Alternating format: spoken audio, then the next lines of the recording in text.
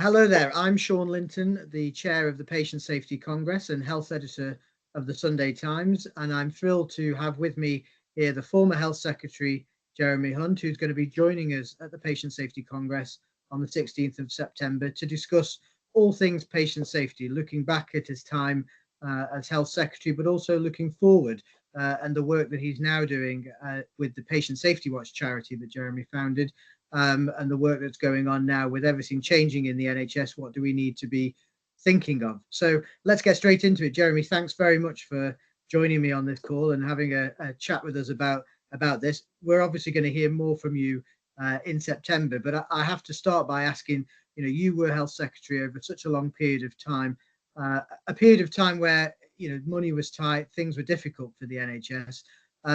Looking back on that time, are there any big areas where you think, oh, we missed a trick? There was something that we should have done that we didn't do, and that you think is now a priority that you'd like to encourage Wes Streeting to be thinking about now? Absolutely. And the first thing I'd say is actually partly because of great campaigning work by you, Sean, in your previous journalist roles.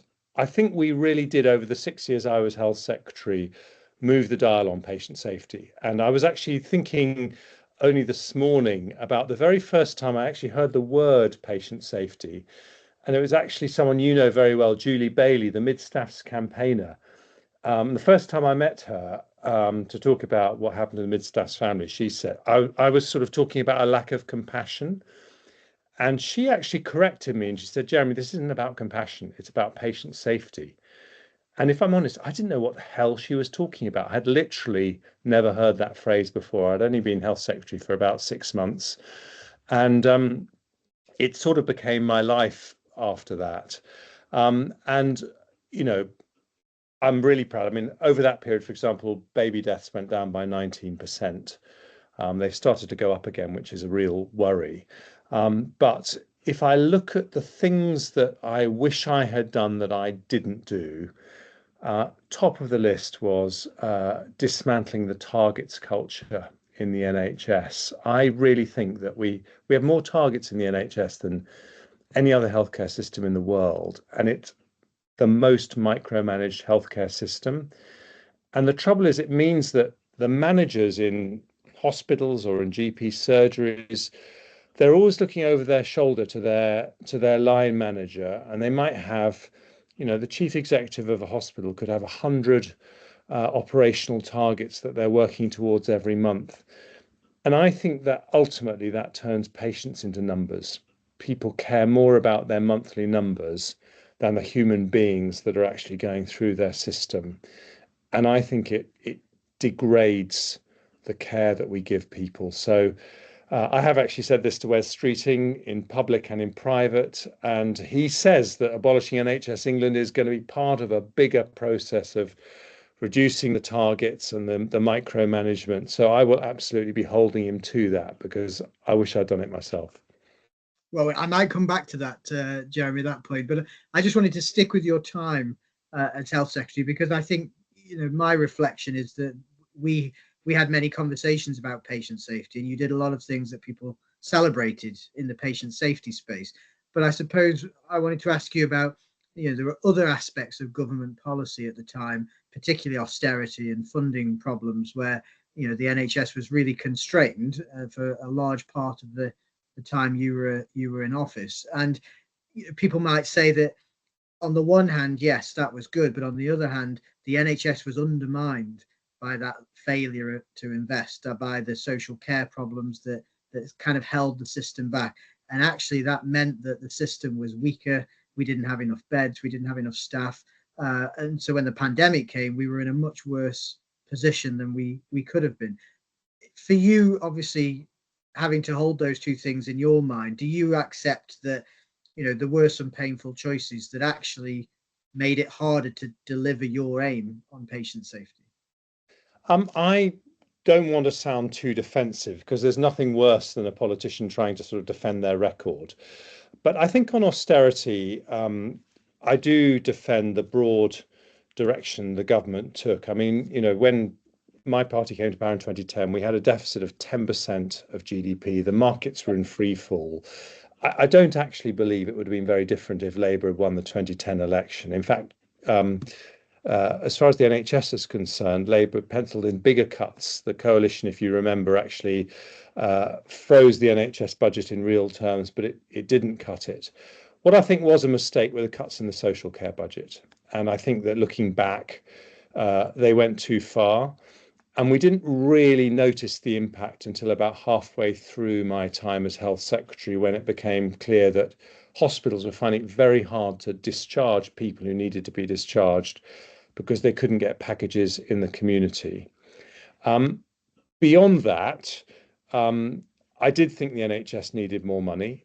I successfully negotiated that with Simon Stevens when Theresa May and Philip Hammond agreed to a £20 billion rise in 2018, which was a big deal. But I think I also realised that we had capacity issues and that there was no point putting extra money in unless you were training extra doctors and nurses. And I did increase the number of doctors and nurses we trained by a quarter, but that was 2016 from memory. And I think the first additional doctors didn't actually come through into the system until last year because of the time it takes. And it is really interesting that that has started to make a difference. Someone was telling me, someone very senior in NHS England, who's actually going to lose their job, was telling me that for the first time, GP surgeries are using fewer locums than they used to use because of the increase in recruits coming on stream. So I think, if I had my time again, obviously I wasn't health secretary in 2010, but understanding the importance of having additional doctors and nurses and midwives and AHPs coming on stream earlier, that is something I really wish I'd known right at the start of the process.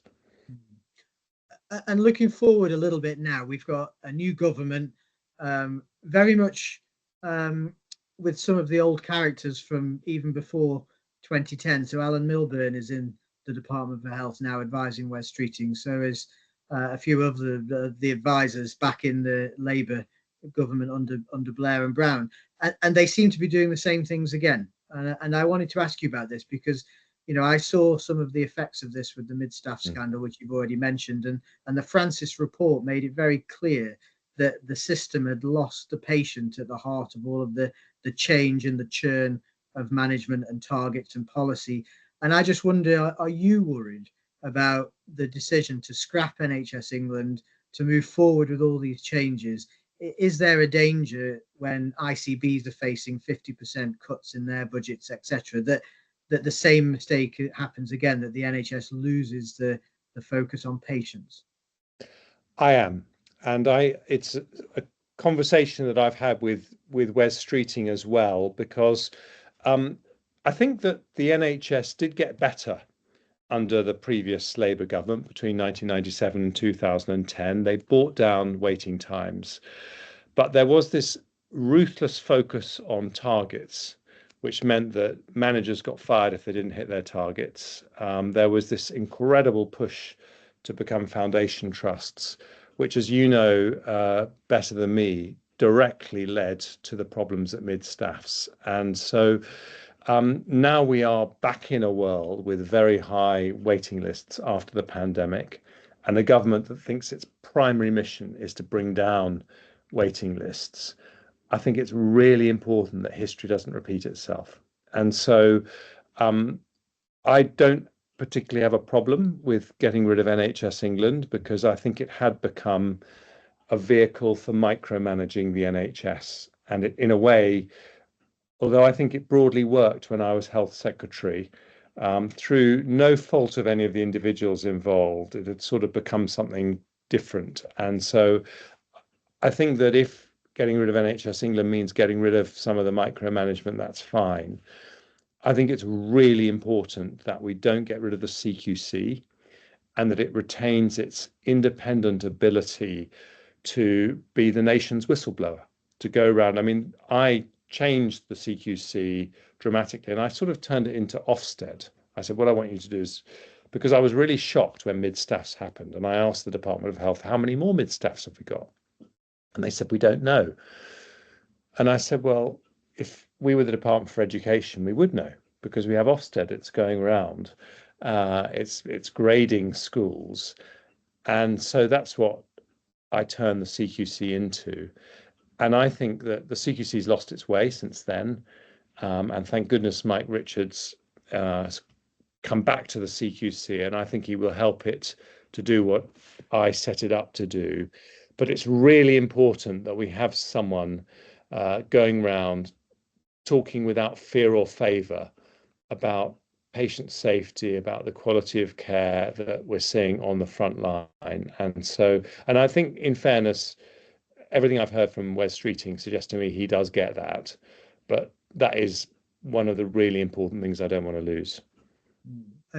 Well, that's a really good message. And just as a quick final one, you're obviously going to be talking to us at the Congress. We can find out more about all of this and touch on these issues. But I wanted to ask you about the work that Patient Safety Watch is doing and what's on your agenda at the moment as an organisation. Well, Patient Safety Watch is this tiny charity that I set up. It's run by James Titcombe, who you will know well as one of the big campaigners from Morecambe Bay. Tragically lost his son Joshua, and then campaigned hard before I knew him, but then managed to persuade me as Health Secretary to do the Kirkup inquiry into Morecambe Bay. And we only do one thing, actually, which is we pay Imperial College, the patient safety team led by Lord Aradazi, to do one independent report a year. It looks at the state of patient safety in the NHS, and it compares patient safety in the UK to what's happening in other countries. And the latter is important because, the last report they did, they showed the NHS is sort of middle of the pack. And it's important that we don't forget that other countries have patient safety issues too, but we're not at the bottom of the pack. That's important to remember. But on the former, what they pointed out is, in the most recent report, which came out in December, that if we had the same patient safety standards as the top 10% of OECD countries, so countries like Sweden, for example, 13,500 fewer people would die every year. We would reduce the number of preventable deaths by more than 1,000 a month. That is a lot of people.